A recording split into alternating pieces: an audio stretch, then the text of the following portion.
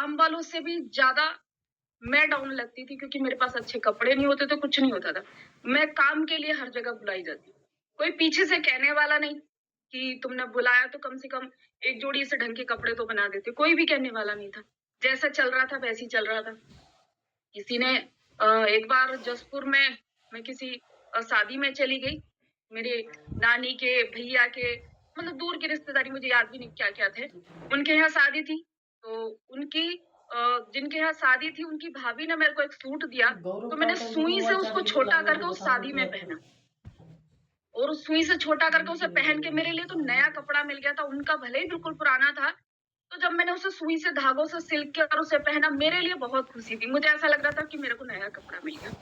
मैंने ज़िंदगी में वो दिन भी देखे और धीरे-धीरे, धीरे-धीरे मेरी कहानी ऐसी बढ़ती गई और मैं लगभग 9-10 साल की हुई और 9-10 साल के होने के बाद और एक जगह अपनी बुआ के गाँव में चली गई और वहाँ जाने के टाइम मैंने उनके घर में खाना-पीना सब खुला था, वहाँ खाने पे कोई बाउंडेशन नहीं थी। शर्ट कहाँ है तो ये? फिर मैं निकल धीरे-धीरे इसमें। पटा लड़की तो बहुत छोटी है और ये क्या किया? मेरे पापा का नाम राकेश सिंह था। बोले कि राकेश क्या किया? ये तो लड़की तो बिल्कुल अ, तेरी इतनी छोटी है और ये बंदा जो तूने देखा है इसके लिए, ये तेरी उम्र का और तुझसे भी देखने में बड़ा लग रहा है। तो पुलिस-वुलिस आ गई, किसी ने बुला दिया जो मेरी मम्मी को जानते थे और ये अच्छे से जानते थे कि ये सोशीला की लड़की है, इस तरह से जानते थे। उन्होंने पुलिस बुला ली। पुलिस बुलाई और मेरे पापा अंदर गए। मेरे पास आके बोले कि हाथ जोड़ के खड़े हो गए, "बेटा अभी मेरे को पुलिस ले जाएगी पकड़ के और मैं जेल चला जाऊँगा तो छुट नहीं पाऊँगा, तो तू कैसे करेगी? अभी के लिए फ़िलहाल कह दे कि मैं शादी लायक हो गई हूँ, बड़ी हो गई हूँ।" और पापा स्कूल में पढ़ते थे सॉरी पढ़ाते थे गवर्नमेंट कॉलेज में। तो पापा ने वहाँ से सर्टिफ़िकेट बनवा लिया और मेरी मैरिज कर दी। मैरिज कर दी कोई बात नहीं। वहाँ जाने के बाद 1 दिन 2 दिन मेरे को जब पापा मेरे साथ उस समय चले गए और 1 से 2 दिन बाद पापा जब तक तो मेरे साथ रहे और पापा वहाँ से वापसी आ गए। बोले मैं 4-6 दिन बाद आ जाऊँगा और तुमको ले जाऊँगा। मुझे बच्चों की तरह मेरी सास के साथ सुलाया जा रहा और जब मेरी सास ने मेरे को मेरे हस्बैंड को नहीं दिया क्योंकि उम्र में बहुत छोटी थी। तो उसने मुझे इतना मारा कि जो करछी होती है ना, मेरे शरीर पे इतने निशान बन गए। तो ससुराल से भी फिर मुझे इधर-उधर भेजना शुरू कर दिया कि यहाँ रखेंगे तो वैसे ठीक नहीं है, मारता रहेगा ये। ससुराल की रिश्तेदारियों में रहना शुरू कर दिया। ऐसे जीवन चलता रहा, चलता रहा, चलता रहा। हालात सारे देखे। मायके का भी समय ऐसा ही था और ससुराल का समय भी ऐसा ही आया कि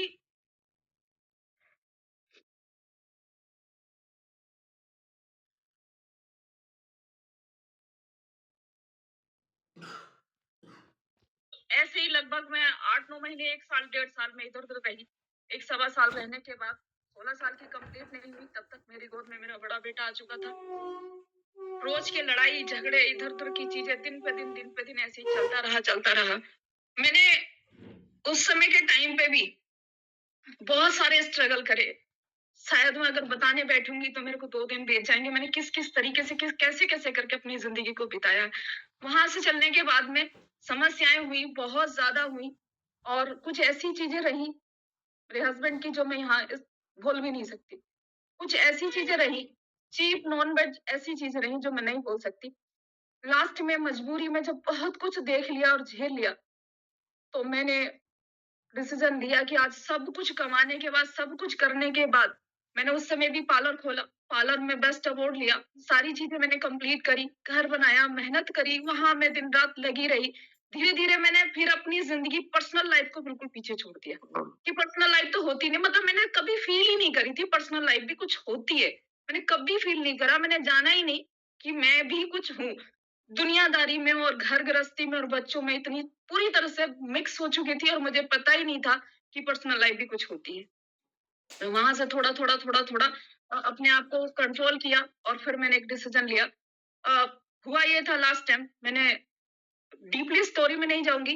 लास्ट टाइम में मैंने अपने हस्बैंड को किसी के साथ देखा और देखने के बाद में और बहुत ज़्यादा तू-तू मैं-मैं हो गई और मुझे लास्ट टाइम पे इतना मारा गया, इतना मारा गया, इतना मारा गया कि आप मुझे पहचान नहीं पाते कि मैं गोरे रंग की हूँ, काले रंग की हूँ, नीले रंग की हूँ।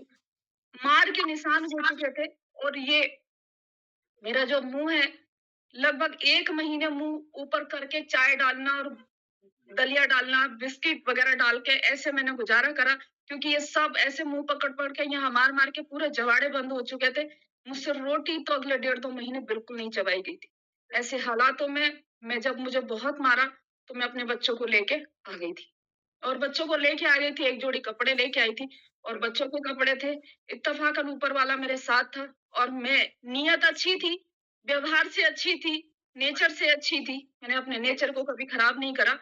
तो मुझे भगवान ने एक क्या चीज़ दी कि मेरे दोनों बच्चों का एडमिशन नवोदय विद्यालय में हो गया।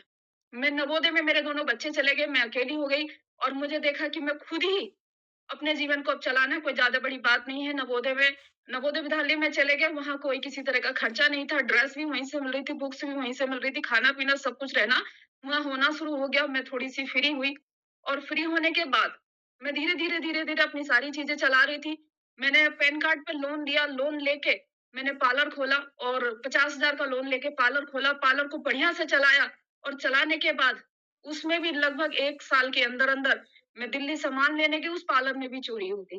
कहते हैं कि ज़िंदगी में जब बार-बार हमें तोड़ती है ना, तो कुछ ही लोग होते हैं कि उन हालातों में सर्वाइव करके आगे निकलते हैं। मैं पार्लर में चोरी हो गई और जिस दिन मेरे पार्लर में चोरी हुई थी ना, तो उस दिन ऐसा लग रहा था कि मेरा तो सब कुछ ही चला गया। किसी के घर में मौत हो जाए और चोरी में सब कुछ चला जाए। तो उस घर के ना जो माहौल है बिल्कुल ऐसा ही हो जाता है। सेम बिल्कुल ऐसा हो जाता है कि जैसे घर से कोई चला गया।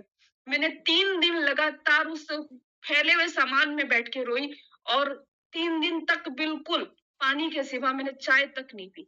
मैं उस हालातों में उस पार्लर में देख-देख के रोती रही। पड़ोसियों ने मेरी मदद करी, 5-5 हज़ार रुपए मेरे को दिए 3-4 लोगों ने और मकान मालिक ने बोला अगले 3 महीने तुझसे किराया नहीं लूँगा। मैंने फिर से अपने आप को स्ट्रॉन्ग करा, फिर से करना शुरू करा और करने के बाद में फिर धीरे-धीरे चीज़ें बनी और फिर मैंने सोचा कि इसमें ज़िंदगी बड़ी नहीं हो सकती। बस समय नज़दीक आ रहा है, मेरे बच्चे आ जाएँगे, फिर मैं उस समय बच्चों को क्या दिखाऊँगी कि मैंने क्या जोड़ा और क्या करा, क्या नहीं करा। उस समय के टाइम मेरी लाइफ़ में एक ऐसा दिन भी आया था कि ऐसा लग रहा था कि अब मतलब जीने के लिए कुछ है नहीं। हालात इतने खराब हो गए थे। मेरे साथ बेइज़्ज़ती वाला सामान हो गया था। ऐसा हो गया था कि मुझे उठाने के लिए गाड़ी से कुछ लोग भेज दिए गए कि इसे उठा लाओ और बेच दो कहीं। ऐसा समय मेरे साथ जब आया, गजरोले में एक बजरंग दल में एक भाई है रोहित, मैंने उनको कॉल किया। मैंने कहा भाई ऐसे-ऐसे बात है, सुनने में आ रहा है, मेरे पास कॉल आई है कि तू कहाँ है? तो बोले ठीक है मैं सामने वाली दुकान में बैठा हूँ और तुम बुला के बैठाओ और दरवाजा खुले रहने देना, फ़ोन चलते रहने देना। फ़ोन चलता रहेगा, तुमसे नॉर्मल बात करी तो कोई बात नहीं है, तुम्हारे साथ बदतमीज़ी करेगी तो हम देख लेंगे। तो ऐसे सोच के मैंने वो नॉर्मली उन्हें बुलाया और फ़ोन चलता रहा और उन्होंने आते ही मेरे साथ में बदतमीज़ी शुरू कर दी, तो वो तुरंत वो लोग आ गए। आके मुझे बचा लिया और बचा के पुलिस-वुलिस को बुला लिया, बहुत सारे कांड हुए, तो उस समय मैं बहुत ज़्यादा टूट चुकी थी, परेशान हो गई थी, कुछ और भी ऐसी चीज़ें हो गई थी। मैंने क्या किया ईयरफ़ोन ली और अपने कानों में लगाई, फुल गाना चलाया और मैं ट्रेन की पटरी पे चली गई। मैंने कहा अब मुझे मरना है। मैंने कहा अब नहीं जी पाऊँगी, इतना कुछ कहाँ तक झेलूँ, बच्चे नवोदय में हैं, धीरे-धीरे इंटर करके आएँगे तब तक समझदार हो जाएँगे। तो मैं ये सोच करके चली गई और क्योंकि जब मतलब जब इंसान मौत कब कब इंसान चाहता है जब अपनी ज़िंदगी से पूरी तरह से हताश हो जाए, निराश हो जाए, उसे जीने से ज़्यादा अच्छी मौत लगने लगे। मैं चली गई और मैंने अपने कानों में फ़ोन लगाया और फुल उसपे गाना चलाया और गाना चलाने के बाद और मैंने यहाँ पे कपड़ा बाँध लिया और मैं ट्रेन की पटरी के पे चल रही थी और जैसे ही ट्रेन आने का समय हुआ, 1 मिनट के अंदर-अंदर किसी का मेरे पास कॉल आया और कॉल आया तो फ़ोन पे फ़ोन आया क्योंकि मेरे कान में ईयरफ़ोन लगी हुई थी, तो पता चल गया कि इस पे कॉल आ रहा है। मैंने ये सोचा कि लास्ट कॉल है, उठा लेती हूँ, पता नहीं क्या है। कुछ बच्चों के बारे में बात कर लूँगी, कुछ बच्चों के बारे में बता दूँगी कि मेरे बच्चों की ज़िम्मेदारी क्या है, कैसे है। किसी से मेरे पास फ़ोन आया और फ़ोन आया तो उन्होंने मेरा फ़ोन उठाते बोले, हाय हेलो। अब आप सब जानते हैं कि जब इंसान मरने जा रहा हो तो उसकी आवाज़ कैसी हो रही होगी, उसका क्या बात करने में क्या उसका कॉन्फिडेंस होगा। मैं बोली उनसे, बहुत घबराई हुई थी, बहुत परेशान थी और बोले कि हाय हेलो करके कि अर्चना कहाँ है? मैंने कहा कहीं नहीं, यहीं पे हूँ। तो ऐसे ही बात करते-करते हाय हेलो में और कहाँ है, क्या कर रही है? आवाज़ कैसी हो रही, नहीं बातों में ट्रेन निकली वहाँ से। जब ट्रेन निकली, तो वो समझ गए कि कुछ ही गलत करने जा रही है। इसके शब्द और ट्रेन की आवाज़ का मैचिंग देख के उन्होंने बोला मेरे से कि अर्चना अगर तू कुछ गलत करने जा रही है, तो इतना याद रख जो तेरी ज़िंदगी में अब तक बीता है सेम तेरे बच्चों के साथ होने वाला है। जो तेरा बीता हुआ समय था वो तेरे बच्चों का फ्यूचर बनेगा। और तू की इतनी ज़्यादा कायर होगी कि तू जिया नहीं जा रहा। करके दिखा अगर तुझ में हुनर है और तुझे ये है कि मुझे लोगों को दिखाना है और जिन्होंने तुझे गिराया है, तुम्हें परेशान करा है, तू उन्हें करके दिखाना। तब मेरे मुँह से निकल गया कि ऐसे-ऐसे बात थी, तब उन्होंने मुझे समझाया और समझा के मुझे मेरी समझ आ गया कि मैं फिर बातें करते-करते उन्होंने फ़ोन ही नहीं काटा, लगभग 1 डेढ़ घंटे तब तक मेरा गुस्सा शांत हो चुका था, मुझे समझा चुके थे और चलते-चलते फिर मैं धीरे-धीरे अपने शांत होके अपने घर आ गई। घर आ गई, मैंने डिसीज़न लिया कि यहाँ कुछ नहीं होने वाला है। मैंने इंस्टीट्यूट जॉइन करने के लिए डिसीज़न लिया और मैंने जाके देहरादून में इंस्टीट्यूट जॉइन कर लिया पार्लर का। और वहाँ मैंने अपनी पढ़ाई करनी शुरू करी और 4 लाख रुपए का लोन मैंने फिर से उठाया और उठाने के बाद मैंने वहाँ से अपना पैसा जमा करके इंस्टीट्यूट में पार्लर का कोर्स सीखना शुरू करा। तैयारी कर दी न्यूज़ीलैंड की। मैंने कहा मैं बाहर जाऊँगी और अपने पता ही नहीं था कहाँ कौन-सी कंट्री क्या है, कैसे बस न्यूज़ीलैंड का नाम मैंने राधा आंटी के मुँह से सुना था, तो सिर्फ़ मैंने उसी को बोल दिया कि मैं बाहर जाऊँगी और बाहर जाके अच्छे से पैसा कमाऊँगी और अपने बच्चों की ज़िंदगी बनाऊँगी। मैंने पार्लर सीखना शुरू कर दिया और पार्लर सीखते जीवन मुझे समझ नहीं आता कितने रंग दिखाता है कि जैसे ही मेरे एग्ज़ाम का समय आया, लॉकडाउन लग गया। लॉकडाउन लग गया और लॉकडाउन के टाइम में जो पैसा मैंने लोन पे उठाया था, वो सारा पैसा मैं वहाँ जमा कर चुकी और उसका 1 साल का पीरियड में मैंने वो सब खर्च कर दिया और मेरे पास बिल्कुल भी पैसा नहीं था क्योंकि मुझे बताया गया था जैसे ही तुम कोर्स सीख जाओगे 6 महीने की 25,000 रुपए पर मंथ पे इंटर्नशिप तुम्हें मिलेगी और उससे 6 महीने में तुम्हारी ट्रेनिंग, तुम्हारी कोचिंग सारी चीज़ें हो जाएँगी, लैंग्वेज तुमने सीखनी है और तुमने फिर चले जाना है। वहाँ से तुम्हें लगभग 2.5 से 3 लाख रुपए पर मंथ वहाँ से मिलेंगे और तुम अपने इंडिया ट्रांसफर करके अपनी ज़िंदगी बना लोगे। वो तो मैं तो उन्हीं सपनों में जी रही थी कि ऐसा-ऐसा कुछ होने वाला है। फिर उसके बाद में हालात बहुत सारे खराब, बहुत ज़्यादा डाउन गए। जब लॉकडाउन लगा, लॉकडाउन लगने के बाद बिल्कुल ज़ीरो पे आई। एक समय ऐसा भी था कि मैं रोटी के लिए तरसी हूँ। मुझे ऐसा लग रहा था कि भीख माँगूँ, क्या करूँ? उस समय भी मेरे को ऐसा लगा कि मैं पढ़ी-लिखी, समझदार होते हुए, दुनिया के काम जानते हुए, आज मैं रोटी क्यों माँगूँगी किसी से? उस समय भी एक कायरता अपने अंदर से फ़ील हुई कि ना, रोटी नहीं माँगूँगी, चाहे भूख से मर जाऊँ। हालात मेरे साथ भी मेरे भी अपोज़िट थे, मेरे मुझसे भी खिलाफ थे हालात। तो मेरे से ज़्यादा किसी की ज़िंदगी में क्या रहा होगा? मैंने उन सारे हालातों में सर्वाइव करके मुझे ऐसे 3, 4, 6 महीने निकले और निकलने के बाद में धीरे-धीरे मुझे काम मिला जूस बेचने का, चने बेचने का। आप सब जानते हैं मेरी ज़िंदगी कहाँ से शुरू हुई। मैं 5-5 रुपए के लिए गेट-गेट पे चक्कर लगाती थी, हर कोई जानता है। मैंने रेनेटस को जब जॉइन करा, टच वुड कि मेरी ज़िंदगी में रेनेटस आया। मैं सच बता रही हूँ, जिन लोगों ने रेनेटस को साइन अप कर लिया है, आज इस समय जितने भी आप लगभग 3,000 से ज़्यादा लोग हैं और मैं सच बता रही हूँ कि जितने नए जॉइन पर्सन हैं, रेनेटस आपको मिल गया है। मेरी ज़िंदगी का वो दिन सबसे खूबसूरत दिन था पूरी लाइफ़ का, जिस दिन मुझे रेनेटस मिला। क्योंकि सपने बहुत बड़े थे, बहुत अच्छे से पता था कि ज़िंदगी में चने बेच के कभी भी गाड़ी नहीं ले सकती, जूस बेच के कभी भी फ्लाइट में नहीं बैठ सकती, सारी चीज़ों को देख सकती हूँ, कभी भी एन्जॉय नहीं कर पाऊँगी। लेकिन दिल में चलती रहती थी, कुछ अच्छा करूँगी, कुछ बेस्ट करूँगी, अपने बच्चों के लिए अच्छा करूँगी।